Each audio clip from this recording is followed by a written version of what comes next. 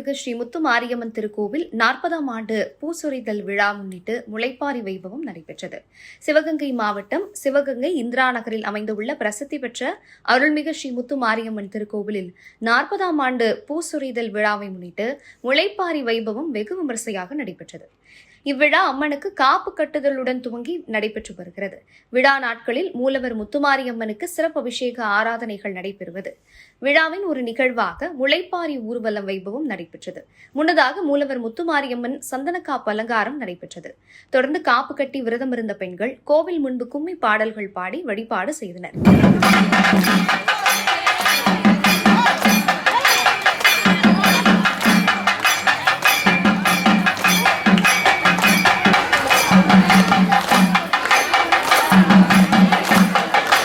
பின்னர் நவதானியங்கள் கொண்டு வளர்க்கப்பட்ட முளைப்பாரிகளை பெண்கள் தலையில் சுமந்து ஊர்வலமாக சென்றனர்.